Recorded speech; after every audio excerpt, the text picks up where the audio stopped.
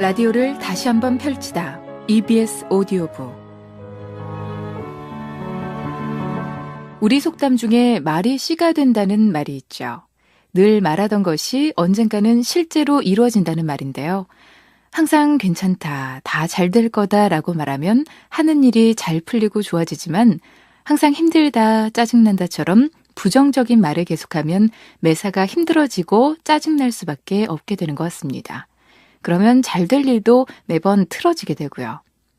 말에도 기운이 있고 에너지가 있다고 합니다. 예쁜 말, 긍정적인 말을 많이 하면 그만큼 좋은 기운과 에너지가 많이 만들어진다는 거죠. 그러니까 기왕이면 난 못해, 난 항상 운이 없어 라는 말보다는 난 할 수 있어, 난 운이 좋으니까 라는 말을 더 많이 하는 게 훨씬 좋겠죠. 기분 좋은 에너지가 넘치는 주말 오후의 시작, 오디오북과 함께 하시죠. 그럼 지금부터 일주일간의 책을 모아 다시 들려드리는 EBS 오디오북 시작합니다.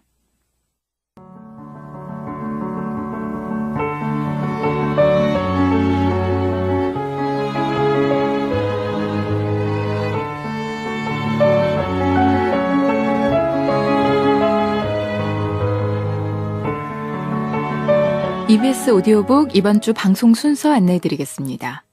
지금부터 오후 3시까지 고전 읽기 라이먼 프랭크 바움의 오즈의 마법사, 3시부터 5시까지 2시간 동안은 화제의 베스트셀러 프랑스와 르로르의 꽃배씨의 행복여행, 5시부터 6시까지는 EBS 북카페 김지현의 만추, 6시부터 8시 50분까지는 라디오 연재소설 최민석의 풍의 역사가 방송됩니다. 주중에 아쉽게 놓친 책이 있으셨다면 오늘 하루 EBS 오디오북과 함께 해주시기 바랍니다.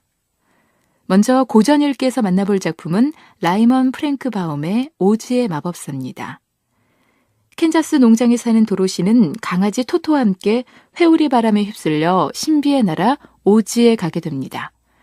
착한 마녀의 도움으로 캔자스로 돌아가기 위해 마법사 오즈를 만나러 나선 도로시는 두뇌가 없는 허수아비, 심장이 없는 양철 나무꾼, 겁쟁이 사자를 만나는데요.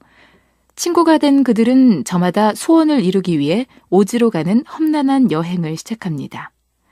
시골 소녀 도로시가 겪게 되는 재밌고 환상적인 모험담, 라이먼 프랭크 바움의 오즈의 마법사 낭독 발췌 부분 들어보겠습니다.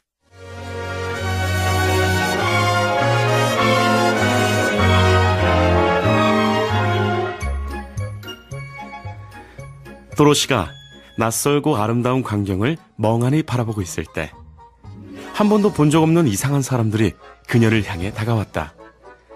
그들은 도로시가 항상 보아왔던 어른들과는 달리 아주 작았다. 그렇다고 지나치게 작은 것도 아니었다. 도로시는 또래에 비해 키가 큰 편이었는데 그런 도로시와 키가 비슷했다. 그러나 얼굴은 훨씬 나이 들어 보였다. 이윽고 작고 늙은 여인이 도로시에게 다가와서 허리를 숙여 인사하고 다정한 목소리로 말했다. 먼 나라에, 먼 치킨의 나라에 온 것을 환영하네. 고귀한 마법사요. 동쪽의 사악한 마녀를 죽이고 우리를 속박에서 풀어줘서 고맙다네. 도로시는 이 말을 듣고 놀랐다. 왜 작은 여인이 그녀를 마법사라고 부르고 동쪽의 사악한 마녀를 죽였다고 말하는 걸까? 회오리 바람을 타고 온 순진하고 착한 도로시는 살면서 벌레 한 마리 죽여본 적 없는 어린 소녀였다. 정말 친절하세요. 그런데 오해가 있는 것 같아요. 저는 아무도 죽이지 않았어요. 사실 내 집이 그랬지. 마찬가지지 뭐. 봐, 집 아래에 발 2개가 튀어나와 있지 않니? 도로시는 그것을 보고 무서워서 작은 비명을 질렀다. 집 밑에 그 집뾰족한 응구들을 신은 2개의 발이 삐죽 나와 있었다. 세상에! 세상에!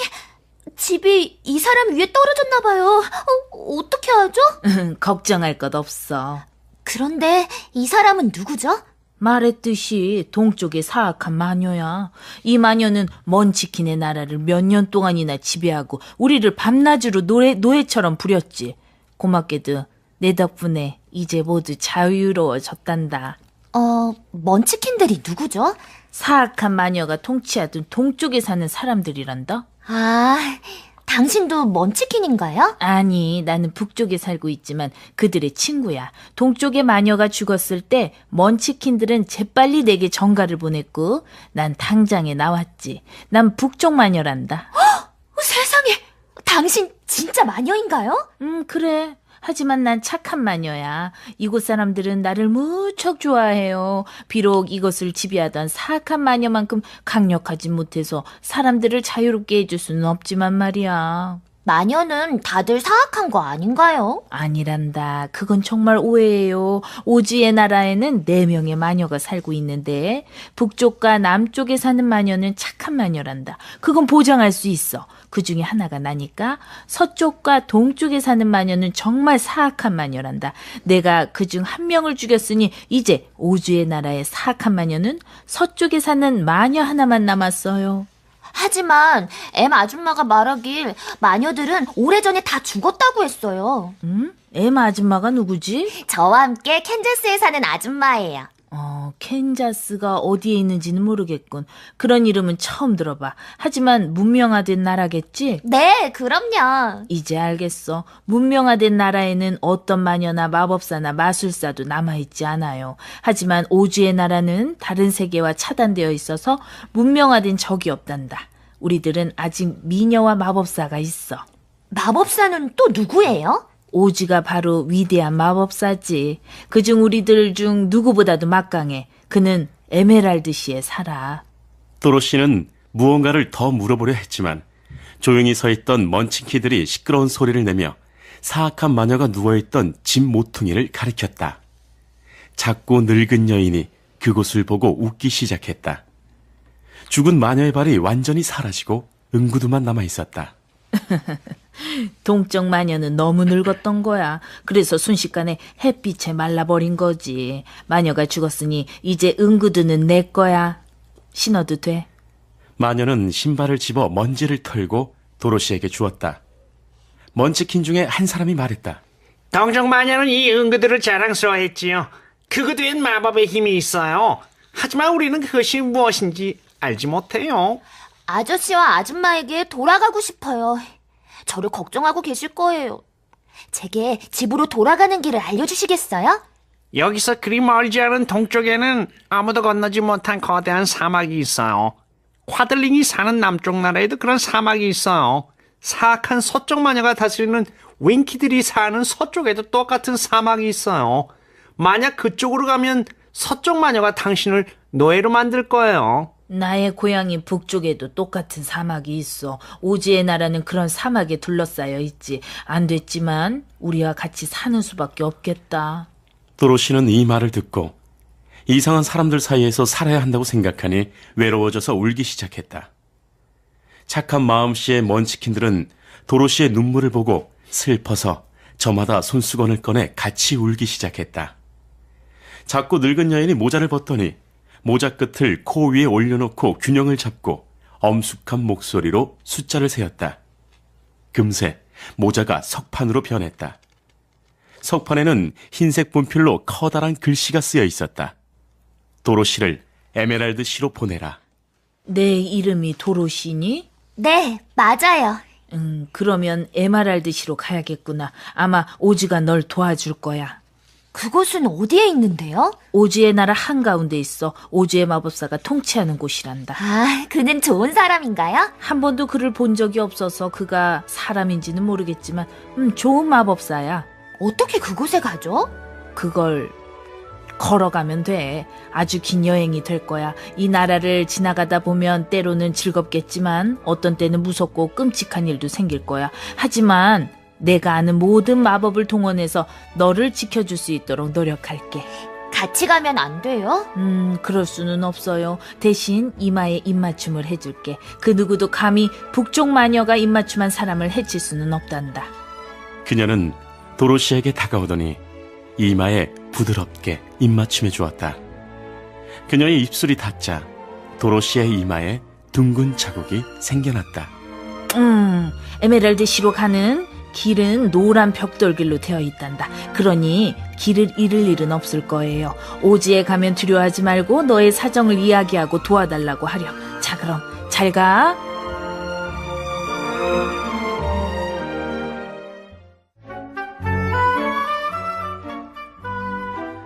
도로시는 친구들에게 작별 인사를 하고 다시 노란 벽돌길을 따라 걸었다.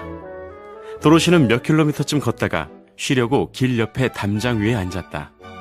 담장 너머에는 옥수수밭이 펼쳐져 있었고 옥수수를 쪼아먹는 새들을 쫓기 위한 허수아비가 장대에 걸려 있었다. 도로시는 턱을 괴고 허수아비를 골똘히 바라보았다. 짚을 채운 천으로 된 허수아비의 머리에는 눈과 코와 입이 그려져 있었다. 한때는 어떤 먼치킨의 것이었던 오래된 뾰족한 파란 모자를 쓰고 짚이 채워진 낡고 물이 빠진 파란색 옷을 입고 이날의 모든 사람들이 신고 다니는 것과 같은 낡은 파란 부츠를 신고 있었다. 허수아비는 장대에 걸려 옥수수대 위로 삐죽 나와 있었다. 도로시는 이상하게 생긴 허수아비의 얼굴을 진지하게 바라보았다. 그때 허수아비가 그녀를 향해 한쪽 눈을 천천히 깜빡거렸다. 도로시는 캔자스의 어떤 허수아비도 윙크를 하지 않기에 처음에는 잘못 봤다고 생각했다. 하지만 허수아비는 이제 그녀를 향해 다정하게 고개를 숙이며 인사하고 있었다. 도로시는 담장을 내려가서 허수아비에게 걸어갔다. 토토는 장대를 돌며 지저댔다. 안녕? 말할 줄 알아?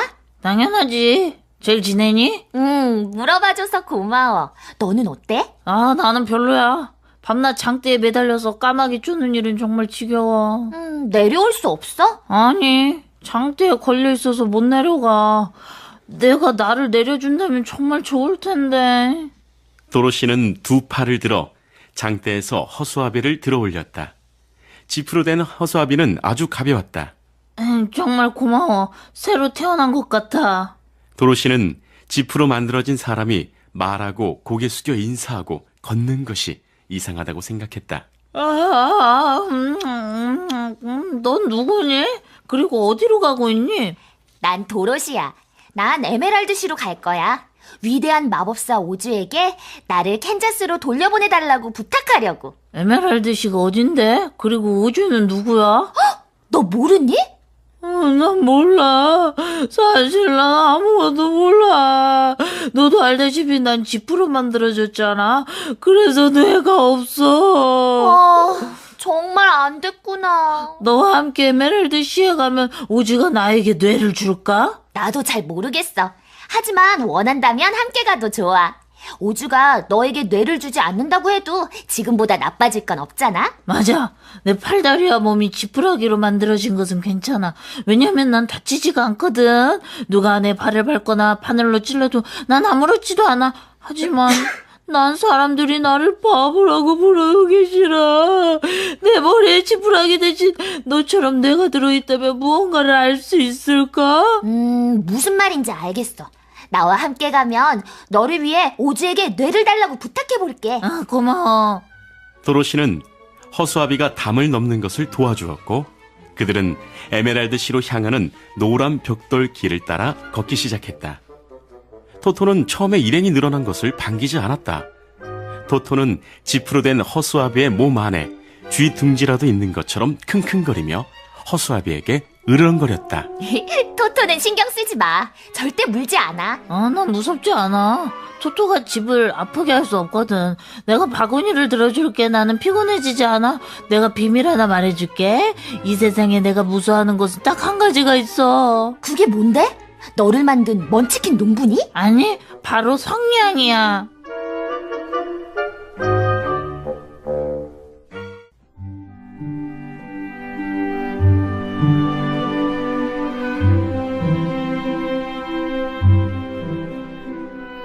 그때 또 신음소리가 들렸다. 그 소리는 뒤쪽에서 나는 것 같았다. 뒤돌아서서 숲으로 몇 발짝 걸어 들어갔을 때 도로시는 나무 사이로 햇빛을 받아 반짝이는 무언가를 보았다. 그곳으로 달려간 도로시는 깜짝 놀라 작은 비명을 질렀다. 커다란 나무 하나가 반쯤 도끼질되어 있었고 그 옆에 도끼를 손에 든 양철로 된 사람이 서 있었다. 그의 머리와 팔다리는 몸의 관절로 연결되어 있었지만 손가락 하나 꼼짝할 수 없는 것처럼 움직이지 않았다.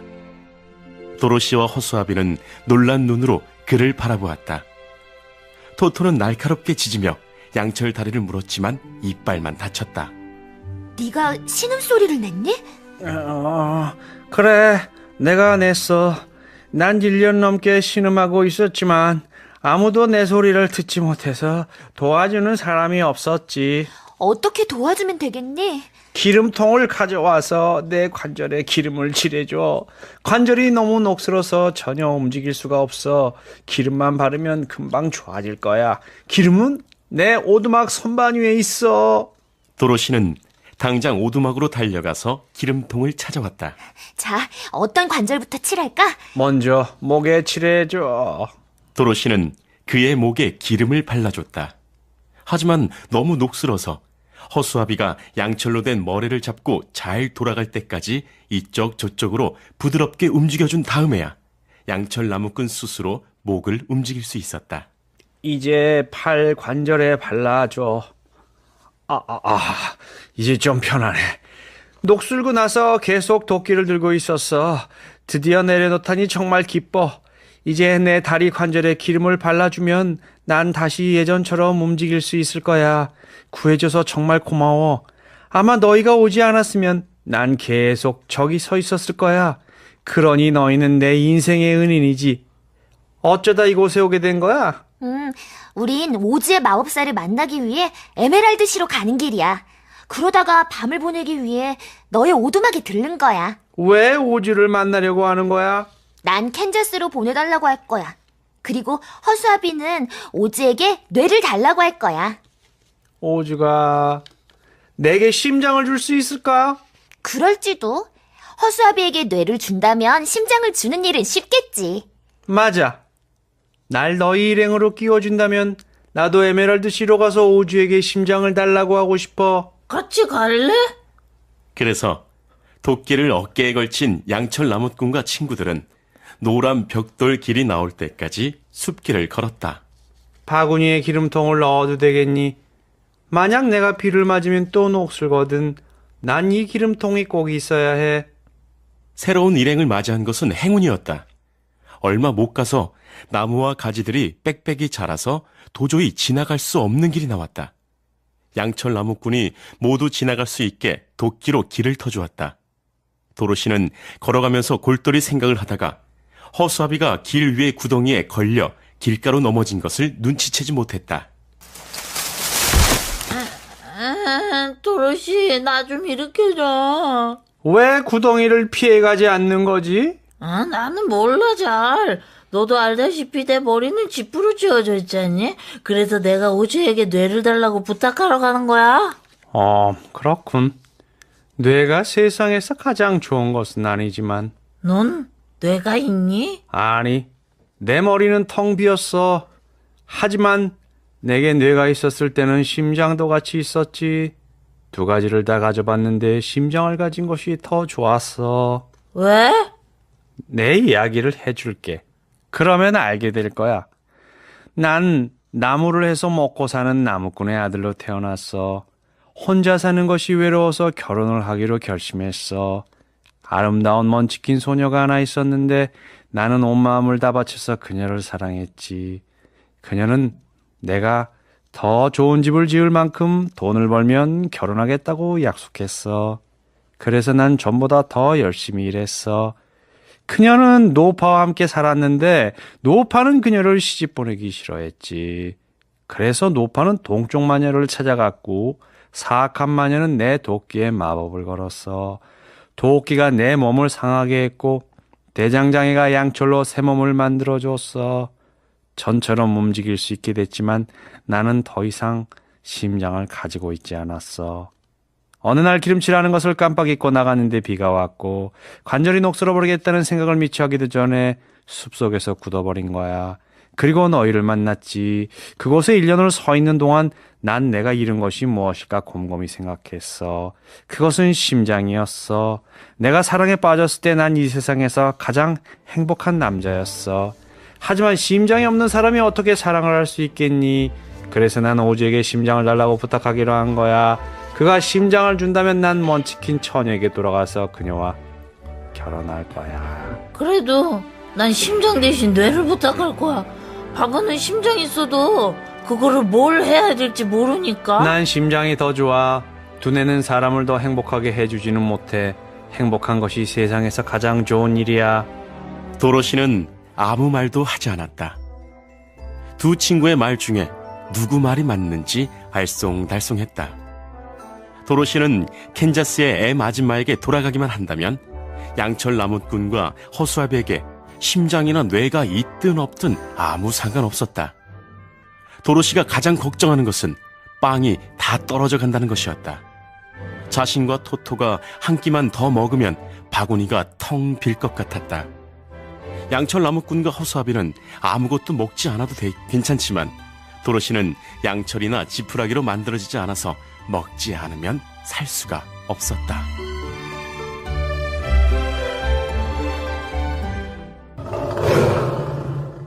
그때 숲속에서 무서운 동물 울음소리가 들리더니 갑자기 커다란 사자가 길 위로 튀어나왔다. 사자가 앞발을 한번 휙 움직이더니 허수아비가 길 위로 나뒹굴었다. 사자는 날카로운 발톱으로 양철 나무꾼을 세게 쳤다. 나무꾼도 길 위로 넘어졌지만 양철에 아무 상처도 나지 않자 사자는 깜짝 놀랐다. 적을 정면으로 맞닥뜨린 작은 토토는 힘차게 짖으며 사자를 향해 달려들었다. 거대한 짐승은 개를 물려고 입을 벌렸다. 토토가 죽을지도 모른다고 생각한 도로시는 위험도 아랑곳하지 않고 앞으로 달려나가서 사자의 코를 있는 힘껏 때렸다. 토토를 물기만 해봐. 부끄러운 줄 알아. 너처럼 큰 짐승이 불쌍한 작은 강아지를 물다니. 난 안 물었어. 사자는 도로시가 때린 코를 앞발로 비비며 말했다. 물려고 했잖아. 넌 커다란 겁쟁이일 뿐이야. 나도 알아. 언제나 알고 있었어. 하지만 나도 어쩔 수 없어. 난 정말 모르겠어. 그렇다면 지푸라기로 만든 불쌍한 허수아비를 때린 건 뭐지? 뭐? 지푸라기로 만들었다고? 도로시가 허수아비를 일으켜서 모양이 잡히도록 두드려 주었다. 당연히 지푸라기로 만들었지.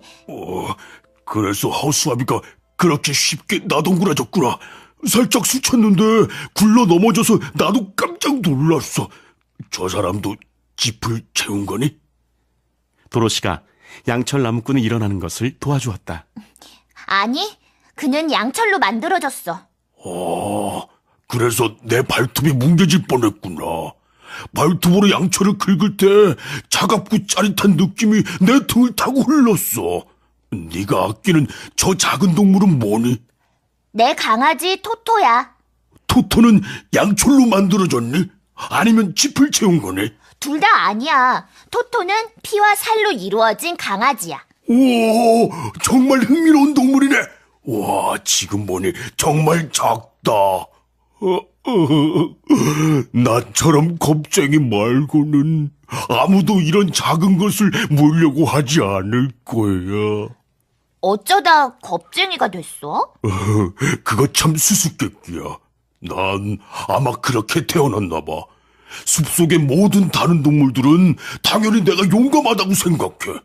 왜냐하면 사자는 어디서나 동물의 제왕이니까. 내가 아주 크게 울면 모든 동물들이 겁을 먹고 길을 비켜주더라고.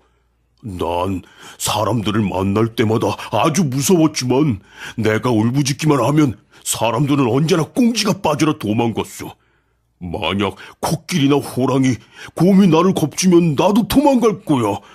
난 그런 겁쟁이니까. 하지만 그들은 내 울음소리를 들으면 모두 도망가. 그래서 난 당연히 그냥 가도록 놔뒀지. 하지만 그건 옳지 않아. 짐승의 왕이 겁쟁이여서는 안 되지. 나도 알아. 그래서 나도 슬프고 불행해. 위험이 생기면 심장이 쿵쾅거리거든. 심장병이 있는 건지도 모르지. 그럴지도 몰라. 그렇다면 기뻐해야 해. 그건 너는 심장을 가지고 있다는 얘기니까. 나는 심장이 없어. 그래서 심장병도 없지. 아마 내게 심장이 없었으면 난 겁쟁이가 되지 않았을지도 몰라. 너 그럼 뇌는 있니? 있는 것 같아. 본 적은 없지만. 난 오지의 마법사에게 가서 뇌를 달라고 할 거야. 내 머리는 지푸라기로 채워져 있거든. 그리고 난 오지의 마법사에게 심장을 달라고 할 거야. 그리고 난 오즈의 마법사에게 토토와 나를 캔자스로 돌려보내달라고 할 거야. 오지의 마법사가 내게 용기를 줄 수 있을까? 나에게 뇌를 줄 수 있다면 용기도 줄 수 있겠지. 나에게 심장을 줄 수 있다면 그것도 쉬운 일이겠지. 나를 캔자스로 돌려보내준다면 그것도 할 수 있겠지. 괜찮다면 나도 너희를 따라갈래. 용기가 없는 내 삶은 견딜 수가 없거든. 환영해. 네가 있으면 다른 야생동물들이 가까이 오지 못할 거야. 너를 보고 그렇게 쉽게 겁먹다니. 다른 동물들이 너보다 더 겁쟁이 같아. 정말 그래. 하지만 그렇다고 해서 내가 용감해지는 건 아니야. 나 스스로 겁쟁이라는 것을 알고 있는 이상 난 행복할 수 없어. 그들은 여행을 다시 시작했고 사자는 도로시의 옆에서 걸었다.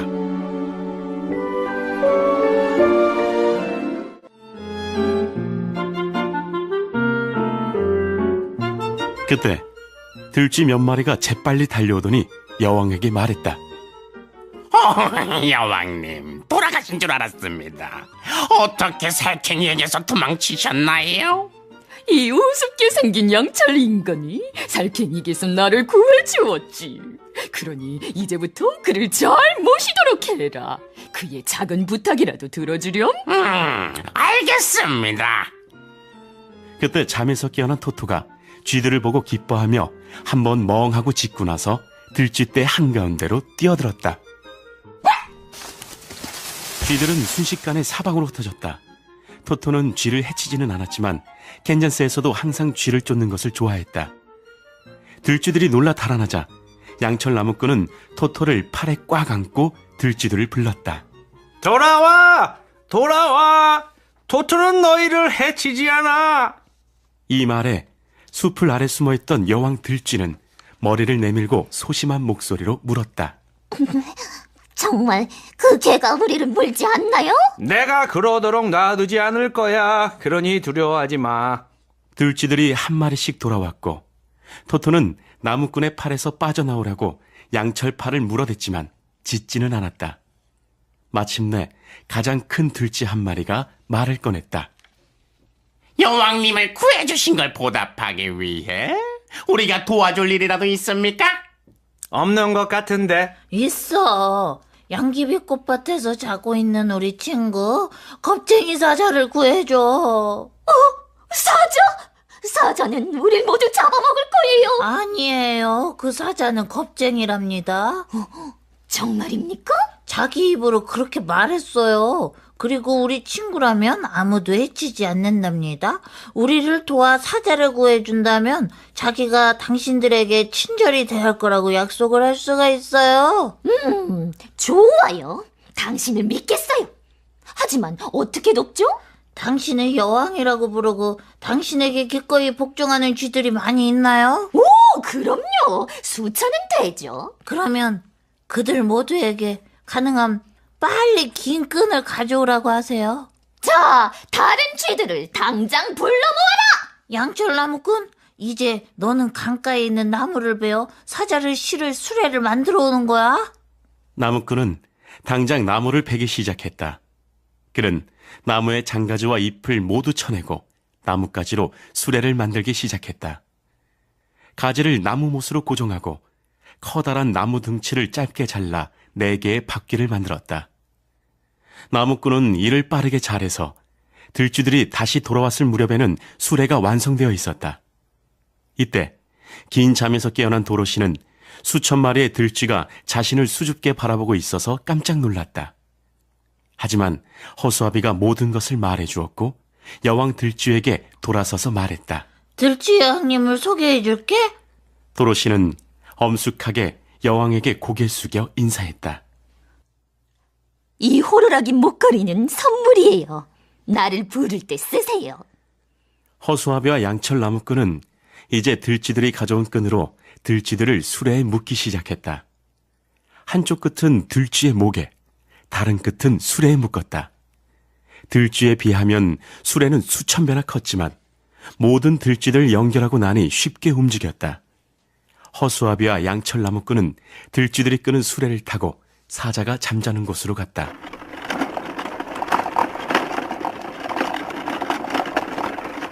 그들은 아주 애쓴 끝에 무거운 사자를 수레에 실을 수 있었다. 양귀비 꽃밭에 너무 오래 있으면 들쥐들이 잠들까 걱정이니 얼른 출발하도록 해라! 작은 들쥐들이 아주 많았지만 처음에 사자를 실은 수레는 꼼짝도 하지 않았다. 하지만 양철 나무꾼과 허수아비가 뒤에서 밀어주자 조금씩 움직이기 시작했다.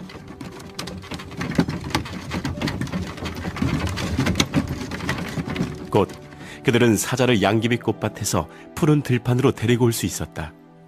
그곳에서 독이 가득한 꽃향기 대신 달콤하고 신선한 공기를 들이쉬게 했다. 친구의 목숨을 구해줘서 고마워요. 도로시는 커다란 사자와 정이 들었던 터라 그가 구출되자 정말 기뻤다. 수레에서 들쥐들을 풀어주자 그들은 숲을 사이에 자신들의 집으로 뛰어갔다. 여왕 들쥐가 마지막으로 떠났다. 우리가 또 필요하면 들판으로 나와 불러주세요. 그러면 또 도와줄게요. 안녕! 잘 가요. 여왕 들쥐가 달려가는 동안 모두 인사했다. 도로시는 토토가 여왕을 쫓아가지 못하게 꽉 잡고 있었다. 그들은 사자가 깨어날 때까지 옆에서 기다렸다. 그동안 허수아비는 도로시를 위해 근처의 나무에서 과일을 따왔고 도로시는 저녁으로 과일을 먹었다.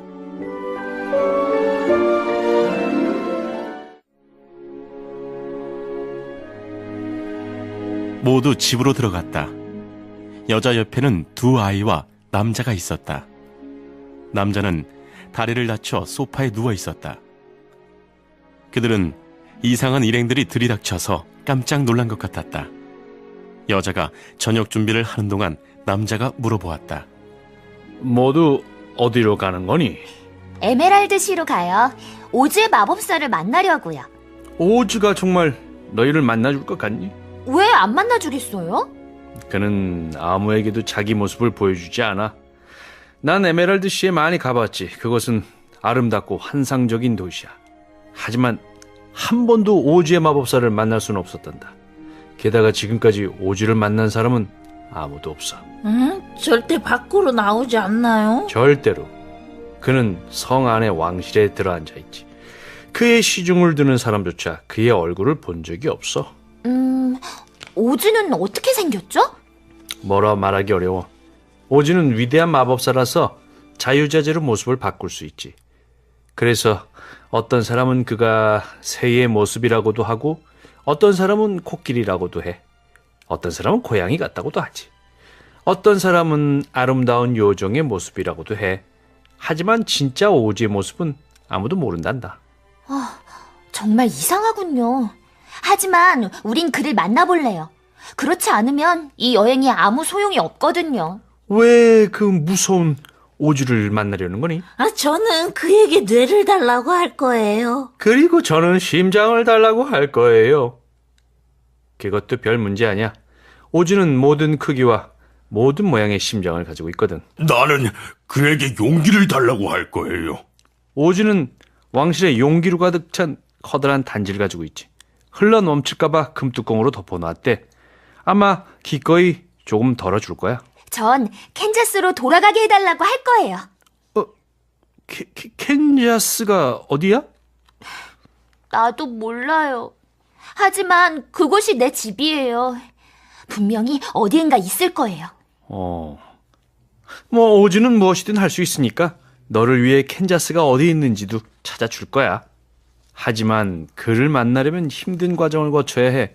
왜냐하면 위대한 마법사는 아무나 만나주지 않거든. 항상 자기 뜻대로 하시지. 너는 원하는 게 뭐니? 남자는 토토에게 물어보았다. 말을 못하는 토토는 그를 향해 꼬리만 흔들 뿐이었다. 저녁 준비 다 됐어요. 도로시는 맛있는 죽과 달걀 스크램블과 하얀 빵을 맛있게 먹었다. 귀리로 만든 죽은 사자가 아니라 말이나 먹는 거야. 그러면서 더 이상 먹지 않았다. 허수아비와 양철 나무꾼은 아무것도 먹지 않았다. 모든 것을 조금씩 먹는 톡토는 제대로 된 식사를 할 수 있어서 행복했다.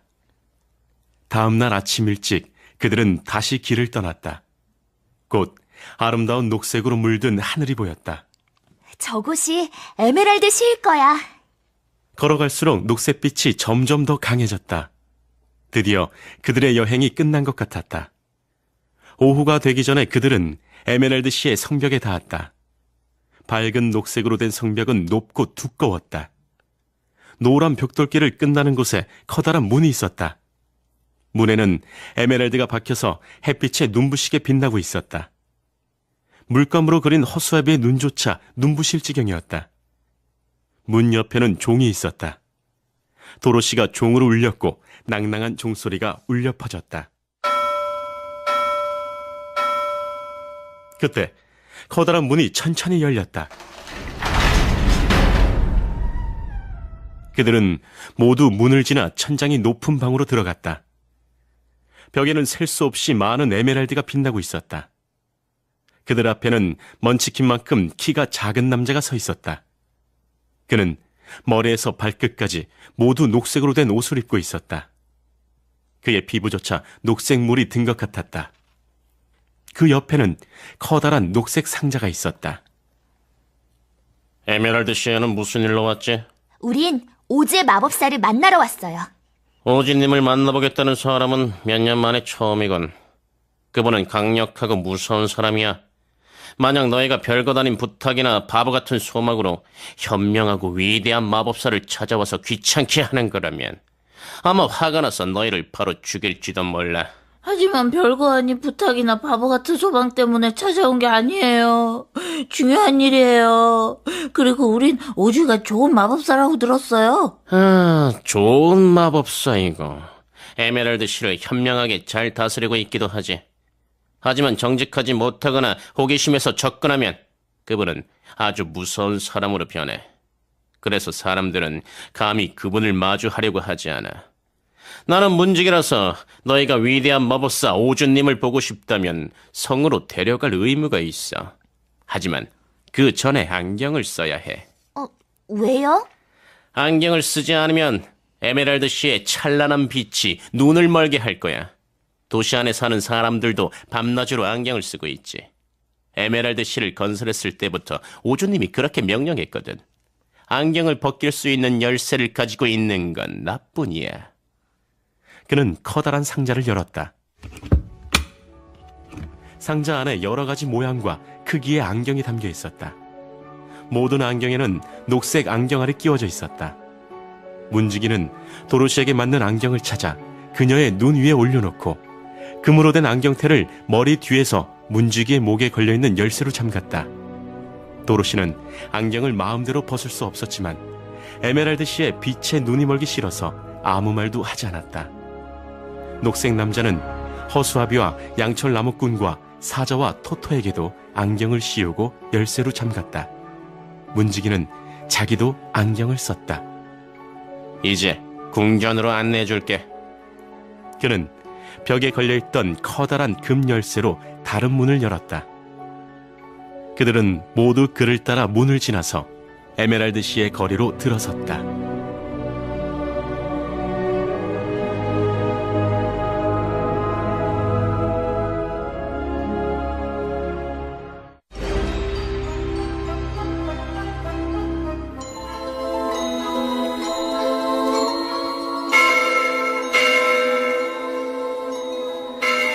그때 종이 울렸다.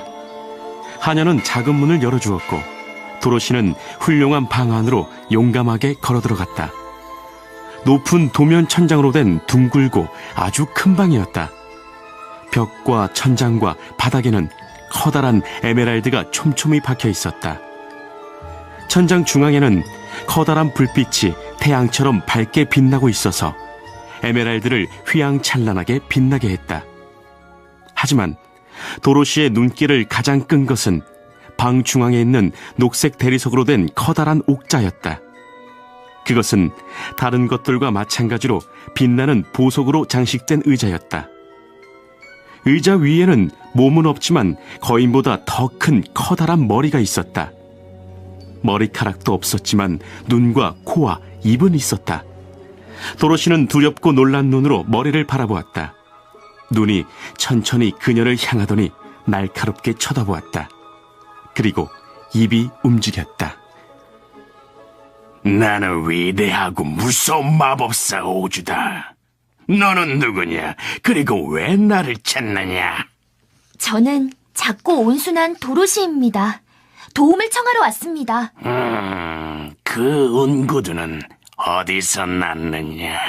동쪽에 사악한 마녀가 신던 것을 제가 가졌어요.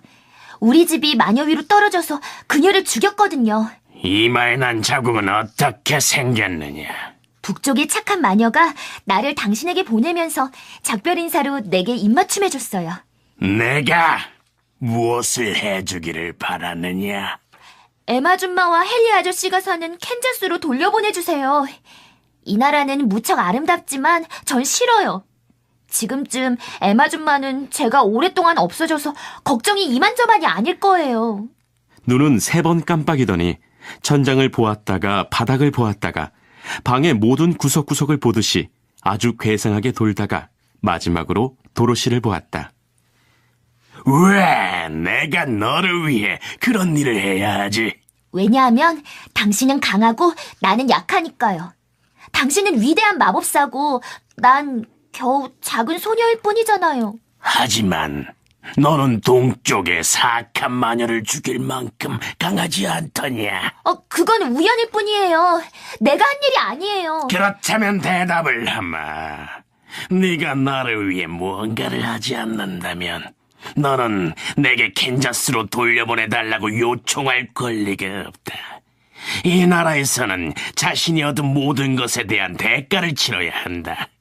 너를 다시 집으로 돌려보낼 수 있는 나의 마법의 힘을 원한다면 그 전에 너도 나를 위해 무언가를 해야만 한다. 나를 도와주면 나도 너를 도와주마. 제가 무엇을 하면 될까요? 서쪽의 사악한 마녀를 죽여라. 저는 못해요. 너는 동쪽의 사악한 마녀를 죽였고 강력한 마법의 힘이 있는 은구도도 신고 있지 않느냐? 이 나라에서는 이제 사악한 마녀가 하나밖에 남지 않았다.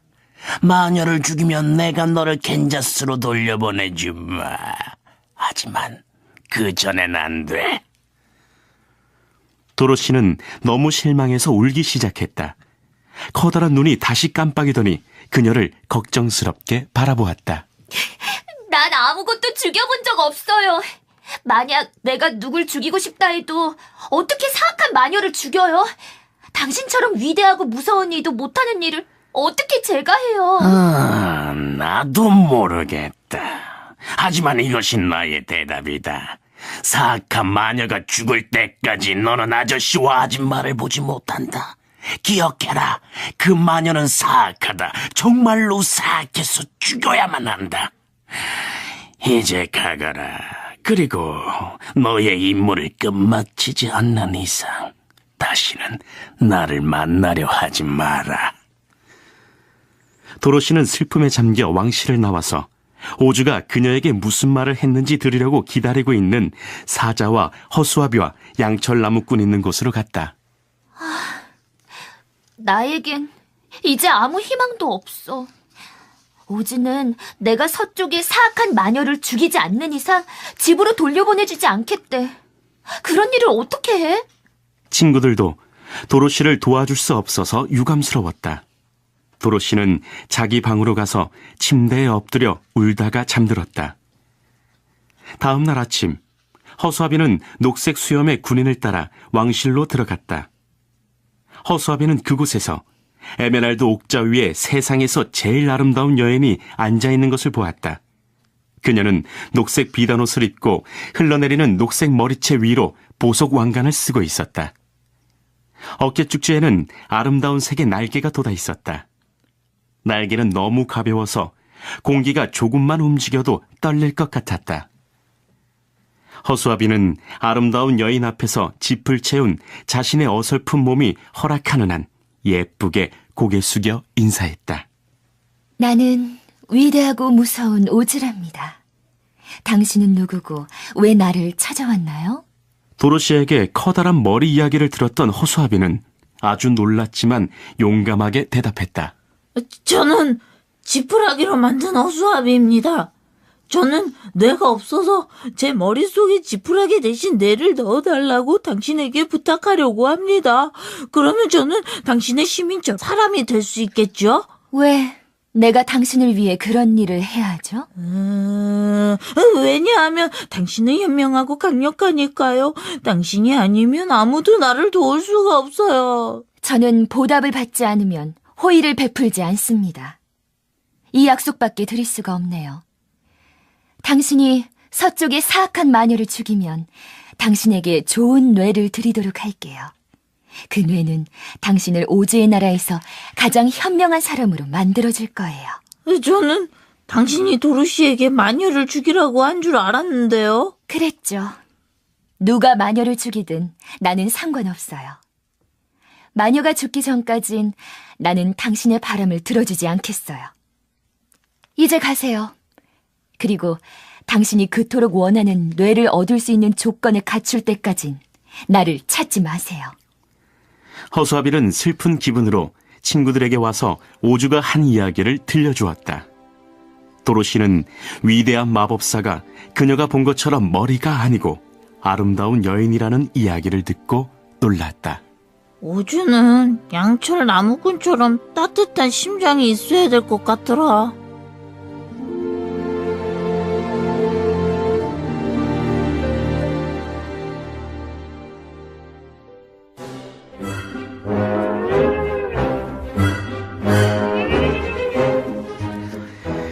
사악한 마녀는 도로시의 이마에 있는 자국을 보고 날개 달린 원숭이나 자신조차 감히 그 소녀를 어떤 식으로도 해칠 수 없다는 것을 알고 놀랐고 걱정스러워했다. 게다가 도로시가 신은 은구들을 보고 두려움에 떨었다. 그 구두에는 강력한 마법의 힘이 있다는 것을 알았기 때문이다. 처음에 마녀는 도로시에게서 달아나고 싶었다. 하지만 마녀는 순진한 아이의 눈을 들여다보고 은구대의 놀라운 힘을 이 작은 소녀는 알지 못한다는 것을 알아챘다. 사악한 마녀는 혼자 웃으며 생각했다. 소녀를 노예로 부릴 수 있겠는걸? 이 아이는 자신의 힘을 어떻게 사용하는지 모르니까. 이리 와. 그리고 내 말을 잘 듣는지 안 듣는지 보자. 만약 내 말을 잘 안 들으면 양철나무꾼과 허수아비처럼 끝장을 내주겠어. 도로시는 성 안의 아름다운 방들을 지나 부엌까지 마녀를 따라갔다. 여기에서 속과 주전자를 닦고 바닥을 쓸고 불을 떼라. 도로시는 온순하게 열심히 일을 했다. 도로시는 사악한 마녀가 자신을 죽이지 않기로 결정한 것이 기뻤다. 도로시가 열심히 일을 하고 있을 때 마녀는 마당으로 나갔다. 겁쟁이 사자에게 말처럼 마구를 달아야겠어. 사자가 끄는 마차를 타고 원하는 곳 어디라도 갈 생각을 하니 기분이 좋아졌다. 하지만 우리 문을 열었을 때 사자는 크게 울부짖으며 마녀 앞으로 무섭게 달려들었다.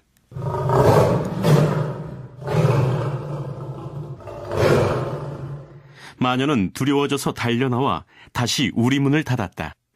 만약 내가 너를 끌고 다닐 수 없다면 널 굶겨 죽이겠어. 너는 아무것도 먹지 못하거나 아니면 내가 바라는 대로 해야 해. 마녀는 갇혀있는 사자에게 아무 음식도 주지 않았고 매일 정오에 쇠창살로 가서 물어보았다. 말처럼 마차를 끌 준비가 되었냐? 싫다. 들어오기만 해봐. 물어버릴 거야.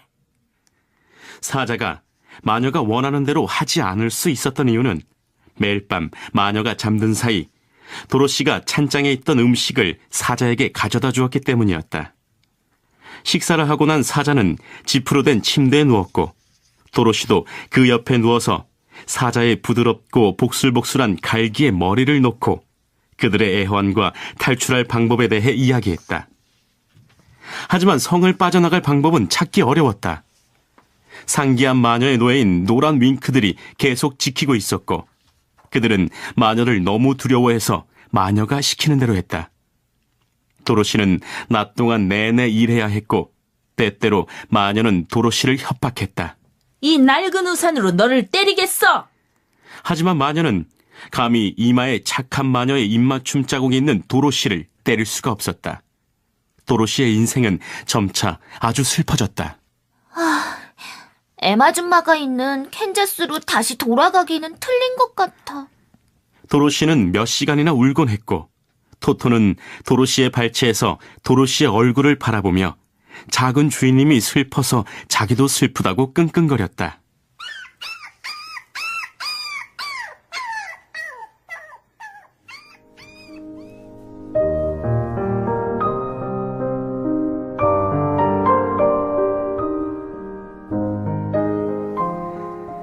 사악한 마녀는 벌과 까마귀와 늑대들이 다 죽었고 황금 모자의 마법도 다 써버렸기 때문에 도로시가 항상 신고 다니는 은구두를 아주 갖고 싶어 했다. 은구두만 있다면 내가 잃은 그 무엇보다 더 큰 힘을 얻을 수 있을 텐데. 그래. 저 아이가 은구두를 벗으면 그때 훔치는 거야. 하지만 아이는 자신의 예쁜 구두가 무척 자랑스러워서 잠잘 때와 씻을 때 빼고는 절대 벗지 않았다. 마녀는 어둠을 너무 두려워해서 감히 밤에 도로시의 신발을 가지러 가지 못했다. 그리고 마녀는 물을 어두움보다 더 무서워해서 도로시가 씻을 때도 근처에 오지 않았다. 지금까지 늙은 마녀는 물에 손끝 하나 대지 않았고 물이 묻지 않도록 늘 조심했다. 이 사악한 마녀는 아주 교활해서 드디어 그녀가 원하는 것을 가질 수 있는 계략을 꾸몄다. 마녀는 철로 된 봉을 부엌 바닥 한가운데에 두고 마술로 그 봉이 보이지 않게 했다. 그래서 도로시가 걸어가다가 보이지 않는 봉에 걸려서 넘어지게 했다. 도로시는 많이 다치지 않았지만 은구도 한 짝이 벗겨졌다. 도로시가 신발을 줍기 전에 얼른 마녀가 나타나 신발을 주어 자신의 앙상한 발을 넣었다. 마녀는 자신의 계략이 성공해서 매우 기뻤다. 신발 한 짝만 가지고 있어도 그 마법으로 쓸 수 있는 힘의 반을 소유할 수 있었던 것이다. 이제 도로시가 마법의 힘을 사용하는 법을 안다고 해도 신발 한 짝을 가진 자신에게 사용할 수는 없을 것이다. 내 구두 다시 돌려주세요. 싫어. 이제 내 구두가 아니라 내 구두란다. 사악한 마녀 같으니 당신에겐 내 신발을 뺏을 권리 따윈 없어. 잘 신을게. 언젠가 다른 한 짝도 내가 갖게 될 거야. 이 말에 도로시는 너무 화가 나서 옆에 있는 물 양동이를 들어 마녀에게 부었다. 마녀는 머리에서 발끝까지 다 젖고 말았다. 놀랍게도 마녀는 점점 녹아 줄어들고 있었다. 무슨 짓을 한 거야? 난 녹아 없어져 버린다고. 정말 안 됐군요. 갈색 설탕처럼 녹아 없어지는 마녀를 도로시는 두려운 눈으로 보고 있었다. 물을 뿌리면 나는 끝장이라는 것을 몰랐니? 당연히 몰랐죠. 내가 어떻게 알겠어요? 잠시 후에 나는 녹아 없어질 거고 넌 성의 주인이 될 거다. 난 사악하게 살아왔지만 너처럼 작은 소녀가 나를 녹이고 나의 사악한 행동을 끝낼 줄은 꿈에도 몰랐다. 조심해라. 나는 이제 간다.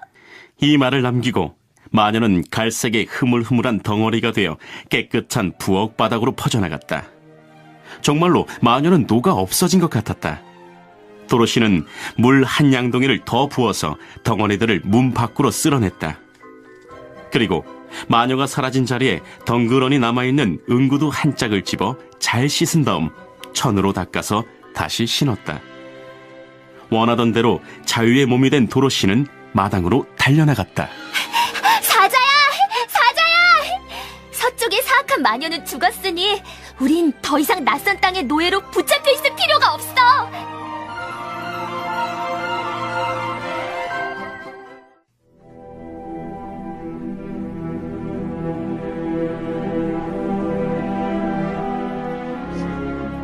사자는 마법사가 무서웠지만 아주 우렁차게 울부짖었다.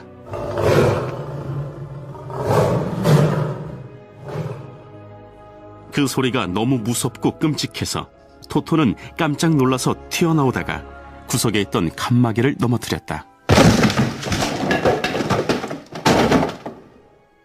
칸막이가 쓰러지는 소리에 모두 그쪽을 보았다.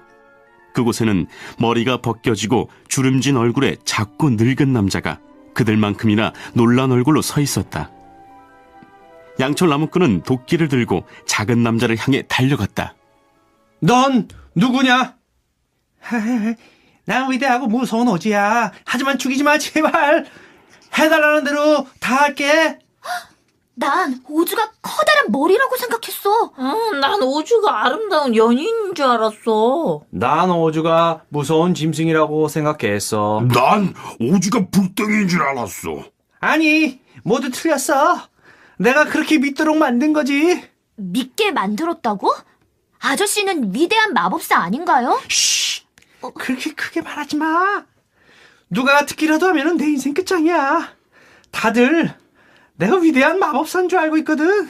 그럼 아니란 말이에요? 아니야. 전혀 아니야.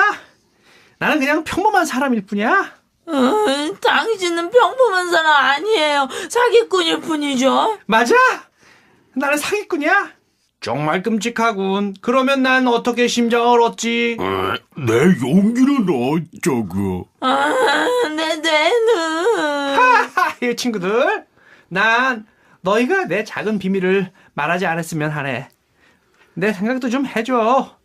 내가 발각되면 어떻게 될지. 당신이 사기꾼이라는 것을 아는 사람이 아무도 없나요? 몰라! 너희들 4명 말고 아무도 몰라. 나는 오랫동안 사람들을 속여왔기 때문에 절대 발각되지 않을 줄 알았어. 왕실에 너희를 모두 들어오게 한 것이 정말 큰 실수야. 내가 무섭다는 걸 믿게 하려고 나는 시종조차 만나지 않았거든. 하지만 이해할 수가 없어요. 내가 본 커다란 머리는 뭐죠? 그거 내 속임수 중에 하나야. 이쪽으로 와보렴. 모든 것을 알려줄게. 그는 왕실 뒤의 작은 방으로 그들을 데려갔다.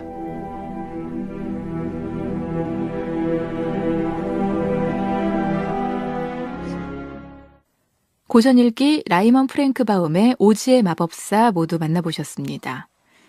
이 작품은 어린이뿐만 아니라 어른들까지도 함께 공감할 수 있는 상상의 세계를 그리고 있습니다. 또한 오즈의 마법사는 아이들을 위한 단순한 동화가 아니라 사랑과 용기, 지혜에 대한 깨달음을 안겨주는 어른을 위한 동화이기도 하죠. 그럼 이번 주 고전 읽기는 여기까지고요. 이어서 화제의 베스트셀러 만나보시죠.